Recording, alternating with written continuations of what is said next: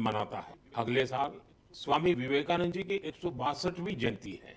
इस बार इसे बहुत खास तरीके से मनाया जाएगा। इस अवसर पर 11-12 जनवरी को दिल्ली के भारत मंडपम में युवा विचारों का महाकुंभ होने जा रहा है और इस पहल का नाम है Viksit Bharat young leaders dialogue. Bharat भर से करोड़ों युवा इसमें भाग लेंगे। गांव, ब्लॉक, जिले, राज्य और वहां से निकल कर के चुने हुए ऐसे 2000 युवा भारत मंडपम में विकसित भारत यंग लीडर्स डायलॉग के लिए जुटेंगे।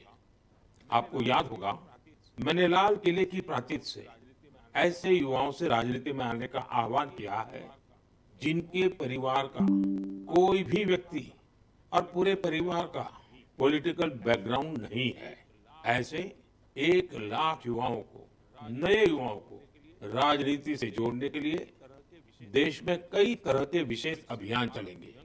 विकसित भारत यंग लीडर्स डायलॉग भी ऐसा ही एक प्रयास है। इसमें देश और विदेश से एक्सपर्ट्स आएंगे, अनेक राष्ट्रीय और अंतर्राष्ट्रीय हस्तियां भी रहेगी। मैं भी इसमें ज्यादा से ज्यादा समय उपस्थित रहूंगा। युवाओं के सीधे हमारे सामने अपने आइडियाज को रखने का अवसर मिलेगा। देश इन आइडियाज को कैसे आगे लेकर जा सकता है, कैसे एक ठोस रोडमैप बन सकता है, इसका एक ब्लूप्रिंट तैयार किया जाएगा। तो आप भी तैयार हो जाइए। जो भारत के भविष्य का निर्माण करने वाले हैं, जो देश की भावी पीढ़ी है, उनके लिए ये बहुत बड़ा मौका आ रहा है। आइए मिलकर देश बनाएं, देश को विकसित बनाएं। मेरे प्यारे देशवासियों, मन की बात में हम अक्सर ऐसे युवाओं की चर्चा करते हैं जो निस्वार्थ भाव से समाज के लिए काम कर रहे हैं। ऐसे कितने ही युवा हैं जो लोगों की छोटी छोटी समस्याओं का समाधान निकालने में जुटे हैं। हम अपने आसपास देखें तो कितने ही लोग दिख जाते हैं जिन्हें किसी न किसी तरह की मदद चाहिए, कोई जानकारी चाहिए। मुझे ये जानकर अच्छा लगा, कुछ युवाओं ने समूह बनाकर इस तरह की बात को भी एड्रेस किया है। जैसे लखनऊ के रहने वाले वीरेंद्र हैं, वो बुजुर्गों को डिजिटल लाइफ सर्टिफिकेट के काम में मदद करते हैं। आप जानते हैं कि नियमों के मुताबिक सभी पेंशनर्स को साल में एक बार लाइफ सर्टिफिकेट जमा कराना होता है। 2014 तक इसकी प्रक्रिया यह थी, इसे बैंकों में जाकर बुजुर्ग को खुद जमा करना पड़ता था। आप कल्पना कर सकते हैं कि इससे हमारे बुजुर्गों को कितनी असुविधा होती थी। अब यह व्यवस्था बदल चुकी है। अब डिजिटल लाइफ सर्टिफिकेट देने से चीजें बहुत ही सरल हो गई हैं। बुजुर्गों को बैंक नहीं जाना पड़ता। बुजुर्गों को टेक्नोलॉजी की वजह से कोई दिक्कत ना आए, इसमें वीरेंद्र जैसे युवाओं की बड़ी भूमिका है। वो अपने क्षेत्र के बुजुर्गों को इसके बारे में जागरूक करते रहते हैं। इतना ही नहीं, वो बुजुर्गों को टैक्स सेवी भी बना रहे हैं।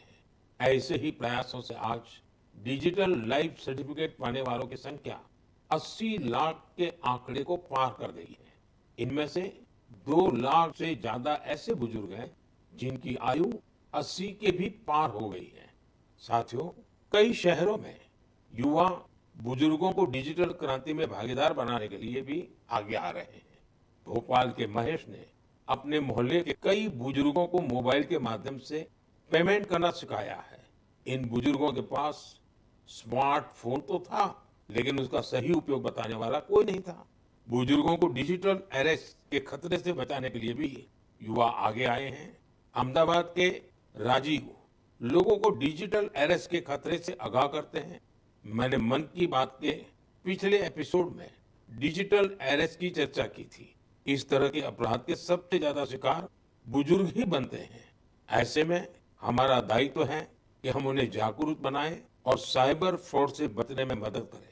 हमें बार बार लोगों को समझाना होगा कि डिजिटल अरेस्ट नाम का सरकार में कोई भी प्रावधान नहीं है।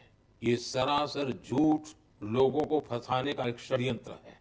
मुझे खुशी है कि हमारे युवा साथी इस काम में पूरी संवेदनशीलता से हिस्सा ले रहे हैं और दूसरों को भी प्रेरित कर रहे हैं। मेरे प्यारे देशवासियों, आजकल बच्चों की पढ़ाई को लेकर कई तरह के प्रयोग हो रहे हैं। कोशिश यही है कि हमारे बच्चों में क्रिएटिविटी और बढ़े, किताबों के लिए उनमें प्रेम और बढ़े। कहते भी हैं, किताबें इंसान की सबसे अच्छी दोस्त होती हैं। और अब इस दोस्ती को मजबूत करने के लिए लाइब्रेरी से ज्यादा अच्छी जगह और क्या होगी। मैं चेन्नई का एक उदाहरण आपसे शेयर करना चाहता हूँ। यहाँ बच्चों के लिए एक ऐसी लाइब्रेरी तैयार की गई है जो क्रिएटिविटी और लर्निंग का हब बन चुकी है। इसे प्रकृत अरिवगम के नाम से जाना जाता है। इस लाइब्रेरी का आइडिया टेक्नोलॉजी की दुनिया से जुड़े श्रीराम गोपालन जी की देन है। विदेश में अपने काम के दौरान वे लेटेस्ट टेक्नोलॉजी की दुनिया से जुड़े रहे, लेकिन वो बच्चों में पढ़ने और सीखने की आदत विकसित करने के बारे में भी सोचते रहे। भारत लौटकर उन्होंने प्रकृत अरिवगम को तैयार किया। इसमें 3000 से अधिक किताबें हैं जिन्हें पढ़ने के लिए बच्चों में होड़ लगी रहती है। किताबों के अलावा इस लाइब्रेरी में होने वाली कई तरह की एक्टिविटीज भी बच्चों को लुभाती है। स्टोरी टेलिंग सेशन हो, आर्ट वर्कशॉप्स हो, memory training classes, robotic lesson या फिर पब्लिक स्पीकिंग, यहाँ हर किसी के लिए कुछ न कुछ जरूर है जो उन्हें पसंद आता है। साथियों, हैदराबाद में फूड फॉर थॉट फाउंडेशन ने भी कई शानदार लाइब्रेरी बनाई है। इनका भी प्रयास यही है कि बच्चों को ज्यादा से ज्यादा विषयों पर ठोस जानकारी के साथ पढ़ने के लिए किताबें मिले। बिहार में गोपालगंज के प्रयोग लाइब्रेरी की चर्चा तो आसपास के कई शहरों में होने लगी है। इस लाइब्रेरी से करीब 12 गांवों के युवाओं को किताबें पढ़ने की सुविधा मिलने लगी है। साथ ही ये लाइब्रेरी पढ़ाई में मदद करने वाली दूसरी जरूरी सुविधाएं भी उपलब्ध करा रही है। कुछ लाइब्रेरीज तो ऐसी हैं जो प्रतियोगी परीक्षाओं की तैयारी में स्टूडेंट्स के बहुत काम आ रही है। ये देखना वाकई बहुत सुखद है कि समाज को सशक्त बनाने में आज लाइब्रेरी का बेहतरीन उपयोग हो रहा है। आप भी किताबों से दोस्ती बढ़ाइए और देखिए कैसे आपके जीवन में बदलाव आता है। मेरे प्यारे देशवासियों, परसों रात ही मैं दक्षिण अमेरिका के देश गयाना से लौटा हूँ। भारत से हजारों किलोमीटर दूर गयाना में भी एक मिनी भारत बसता है। आज से लगभग 180 वर्ष पहले गयाना में भारत के लोगों को खेतों में मजदूरी के लिए, दूसरे कामों के लिए ले जाया गया था। आज गयाना में भारतीय मूल के लोग राजनीति, व्यापार, शिक्षा और संस्कृति के हर क्षेत्र में गयाना का नेतृत्व कर रहे हैं। गयाना के राष्ट्रपति डॉक्टर इरफान अली भी भारतीय मूल के हैं, जो अपनी भारतीय विरासत पर गर्व करते हैं। जब मैं गयाना में था तभी मेरे मन में एक विचार आया था जो मैं मन की बात में आपसे शेयर कर रहा हूँ। गयाना की तरह ही दुनिया के दर्जनों देशों में लाखों की संख्या में भारतीय हैं। दशकों पहले की, 200-300 साल पहले की उनके पूर्वजों की अपनी कहानियां हैं। क्या आप ऐसी कहानियों को खोज सकते हैं कि किस तरह भारतीय प्रवासियों ने अलग अलग देशों में अपनी पहचान बनाई, कैसे उन्होंने वहां की आजादी की लड़ाई के अंदर हिस्सा लिया, कैसे उन्होंने अपनी भारतीय विरासत को जीवित रखा। मैं चाहता हूं कि आप ऐसी सच्ची कहानियों को खोजें और मेरे साथ शेयर करें। आप इन कहानियों को नमो ऐप पर या माय गॉव पर #इंडियन डायस्पोरा स्टोरीज के साथ भी शेयर कर सकते हैं। साथियों, आपको ओमान में चल रहा एक एक्स्ट्रा ऑर्डिनरी प्रोजेक्ट भी बहुत दिलचस्प लगेगा। अनेकों भारतीय परिवार कई शताब्दियों से ओमान में रह रहे हैं। इनमें से ज्यादातर गुजरात के कच्छ से जाकर बसे हैं। इन लोगों ने व्यापार के महत्वपूर्ण लिंक तैयार किए थे। आज भी उनके पास ओमानी नागरिकता है, लेकिन भारतीयता उनकी रग रग में बसी है। ओमान में भारतीय दूतावास और नेशनल आर्काइव्स ऑफ इंडिया के सहयोग से एक टीम ने इन परिवारों की हिस्ट्री को प्रिजर्व करने का काम शुरू किया है। इस अभियान के तहत अब तक हजारों डॉक्यूमेंट्स जुटाए जा चुके हैं। इनमें diary, account book, ledgers, letters और टेलीग्राम शामिल है। इनमें से कुछ दस्तावेज तो सन 1838 के भी हैं। ये दस्तावेज भावनाओं से भरे हुए हैं। बरसों पहले जब वो ओमान पहुंचे तो उन्होंने किस प्रकार का जीवन जिया, किस तरह के सुख दुख का सामना किया, और ओमान के लोगों के साथ उनके संबंध कैसे आगे बढ़े, ये सब कुछ इन दस्तावेजों का हिस्सा है। ओरल हिस्ट्री प्रोजेक्ट ये भी इस मिशन का एक महत्वपूर्ण आधार है। इस मिशन में वहां के वरिष्ठ लोगों ने अपने अनुभव साझा किए हैं। लोगों ने वहां अपने रहन सहन से जुड़ी बातों को विस्तार से बताया है। साथियों, ऐसा ही एक ओरल हिस्ट्री प्रोजेक्ट भारत में भी हो रहा है। इस प्रोजेक्ट के तहत इतिहास प्रेमी देश के विभाजन के कालखंड में पीड़ितों के अनुभवों का संग्रह कर रहे हैं। अब देश में ऐसे लोगों की संख्या कम ही बची है जिन्होंने विभाजन की विभीषिका को देखा है। ऐसे में यह प्रयास और ज्यादा महत्वपूर्ण हो गया है। साथियों, जो देश, जो स्थान अपने इतिहास को संजो कर रखता है, उसका भविष्य भी सुरक्षित रहता है। इसी सोच के साथ एक प्रयास हुआ है जिसमें गांवों के इतिहास को संजोने वाली एक डायरेक्टरी बनी है। समुद्री यात्रा के भारत के पुरातन सामर्थ्य से जुड़े साक्ष्यों को सहेजने का भी अभियान देश में चल रहा है। इस कड़ी में लोथल में एक बहुत बड़ा म्यूजियम भी बनाया जा रहा है। इसके अलावा आपके संज्ञान में कोई मैन्युस्क्रिप्ट हो, कोई ऐतिहासिक दस्तावेज हो, कोई हस्तलिखित प्रत हो, तो उसे भी आप नेशनल आर्काइव्स ऑफ इंडिया की मदद से सहेज सकते हैं। साथियों, मुझे स्लोवाकिया में हो रहे ऐसे ही एक और प्रयास के बारे में पता चला है जो हमारी संस्कृति को संरक्षित करने और उसे आगे बढ़ाने से जुड़ा है। यहाँ पहली बार स्लोवाक लैंग्वेज में हमारे उपनिषदों का अनुवाद किया गया है। इन प्रयासों से भारतीय संस्कृति के वैश्विक प्रभाव का भी पता चलता है। हम सभी के लिए ये गर्व की बात है कि दुनिया भर में ऐसे करोड़ों लोग हैं जिनके हृदय में भारत बसता है। मेरे प्यारे देशवासियों, अब मैं आपसे देश की एक ऐसी उपलब्धि साझा करना चाहता हूं जिसे सुनकर आपको खुशी भी होगी और गौरव भी होगा, और अगर आपने नहीं किया है तो शायद पछतावा भी होगा। कुछ महीने पहले हमने एक पेड़ मां के नाम अभियान शुरू किया था। इस अभियान में देश भर के लोगों ने बहुत उत्साह से हिस्सा लिया। मुझे ये बताते हुए बहुत खुशी हो रही है कि इस अभियान ने 100 करोड़ पेड़ लगाने का अहम पड़ाव पार कर लिया है। 100 करोड़ पेड़, वो भी सिर्फ 5 महीनों में। ये हमारे देशवासियों के अथक प्रयासों से ही संभव हुआ है। इससे जुड़ी एक और बात जानकर आपको गर्व होगा।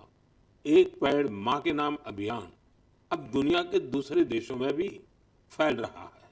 जब मैं गयाना में था तो वहां भी इस अभियान का साक्षी बना। वहां मेरे साथ गयाना के राष्ट्रपति डॉक्टर इरफान अली, उनकी पत्नी की माताजी और परिवार के बाकी सदस्य एक पेड़ मां के नाम अभियान में शामिल हुए। साथियों, देश के अलग अलग हिस्सों में ये अभियान लगातार चल रहा है। मध्य प्रदेश के इंदौर में एक पेड़ मां के नाम अभियान के तहत पेड़ लगाने का रिकॉर्ड बना है। यहाँ 24 घंटे में 12 लाख से ज्यादा पेड़ लगाए गए। इस अभियान की वजह से इंदौर की रेवती हिल्स के बंजर इलाके अब ग्रीन जोन में बदल जाएंगे। राजस्थान के जैसलमेर में इस अभियान के द्वारा एक अनोखा रिकॉर्ड बना। यह महिलाओं की एक टीम ने 1 घंटे में 25,000 पेड़ लगाए। माताओं ने मां के नाम पेड़ लगाया और दूसरों को भी प्रेरित किया। यहाँ एक ही जगह पर 5,000 से ज्यादा लोगों ने मिलकर पेड़ लगाए। ये भी अपने आप में एक रिकॉर्ड है। एक पेड़ मां के नाम अभियान के तहत कई सामाजिक संस्थाएं स्थानीय जरूरतों के हिसाब से पेड़ लगा रही है। उनका प्रयास है कि जहां पेड़ लगाए जाएं, वहां पर्यावरण के अनुकूल पूरा इकोसिस्टम डेवलप हो। इसलिए ये संस्थाएं कई औषधीय पौधे लगा रही हैं, तो कहीं चिड़ियों का बसेरा बनाने के लिए पेड़ लगा रही है।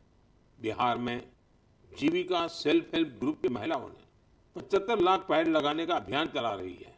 इन महिलाओं का फोकस फल वाले पेड़ों पर है, जिससे आने वाले समय में आय भी की जा सके। साथियों, इस अभियान से जुड़कर कोई भी व्यक्ति अपनी मां के नाम पर पेड़ लगा सकता है।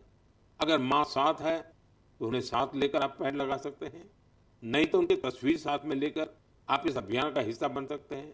पेड़ के साथ आप अपनी सेल्फी भी mygov.in पर पोस्ट कर सकते हैं। मां हम सबके लिए जो करती हैं, हम उनका ऋण कभी नहीं चुका सकते, लेकिन एक पेड़ माँ के नाम लगाकर हम उनकी उपस्थिति को हमेशा के लिए जीवंत बना सकते हैं। मेरे प्यारे देशवासियों, आप सभी लोगों ने बचपन में गोरैया या स्पैरो को अपने घर की छत पर, पेड़ों पर चहकते हुए जरूर देखा होगा।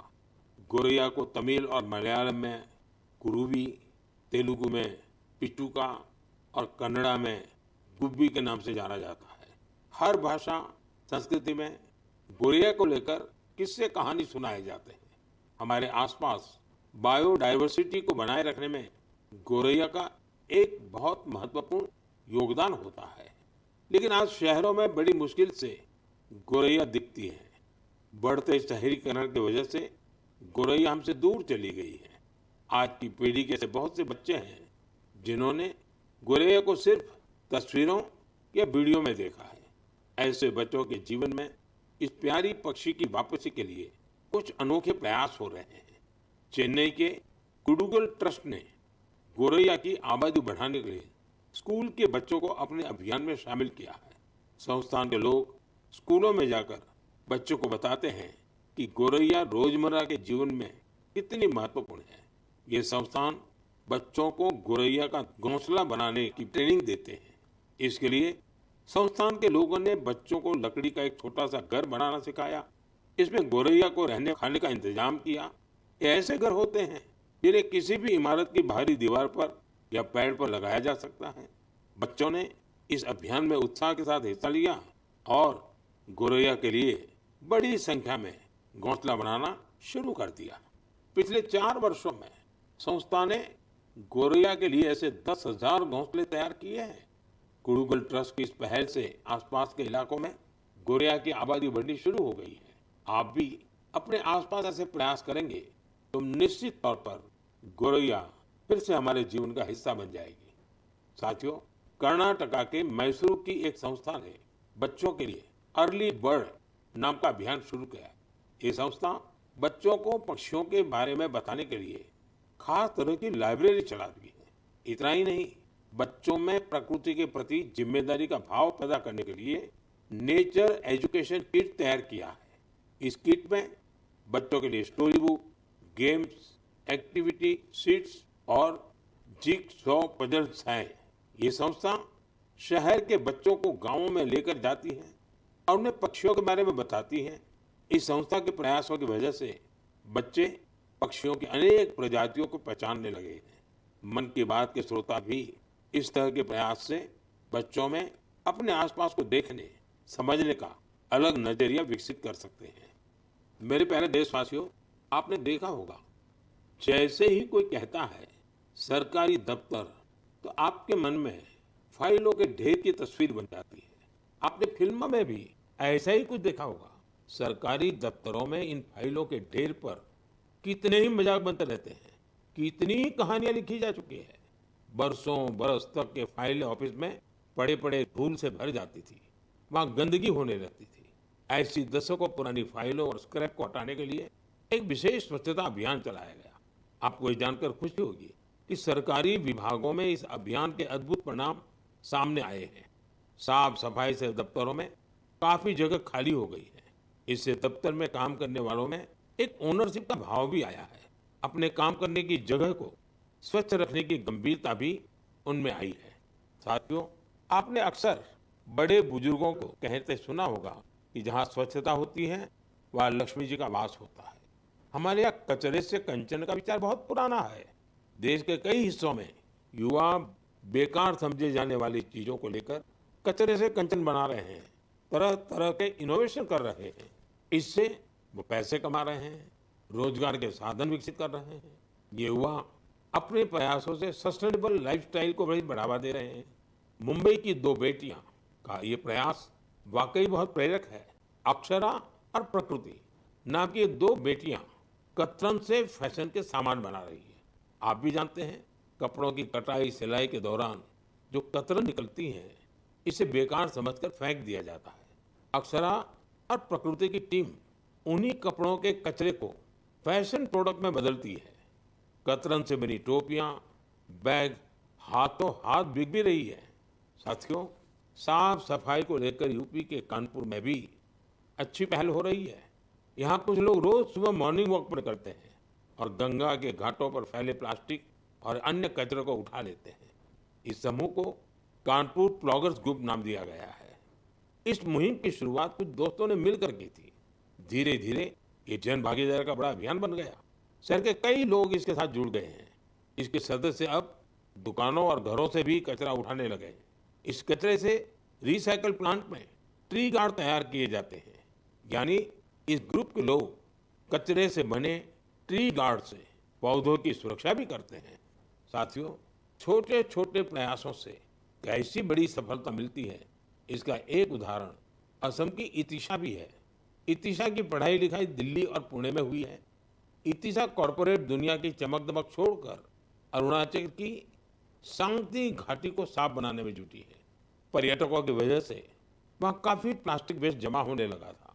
वहाँ की नदी जो कभी साफ थी, वो प्लास्टिक वेस्ट की वजह से प्रदूषित हो गई थी। इसे साफ करने के लिए इतिशा स्थानीय लोगों के साथ मिलकर काम कर रही है। उनके ग्रुप के लोग वहाँ आने वाले टूरिस्ट को जागरूक करते हैं और प्लास्टिक वेस्ट को कलेक्ट करने के लिए पूरी घाटी में बांस से बने कूड़ेदान लगाते हैं।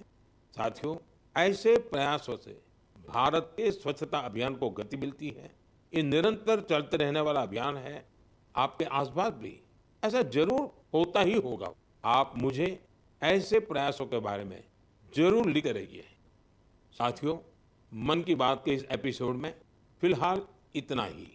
मुझे तो पूरे महीने आपकी प्रतिक्रियाओं, पत्रों और सुझावों का खूब इंतजार रहता है। हर महीने आने वाली आपके संदेश मुझे और बेहतर करने की प्रेरणा देते हैं।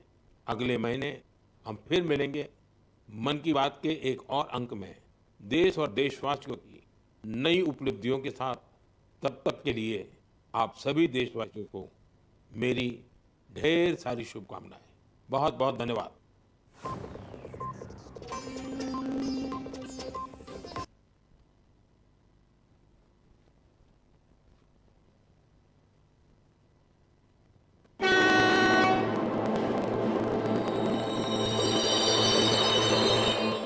लगता अगर आपको भारत में कहीं जाने के लिए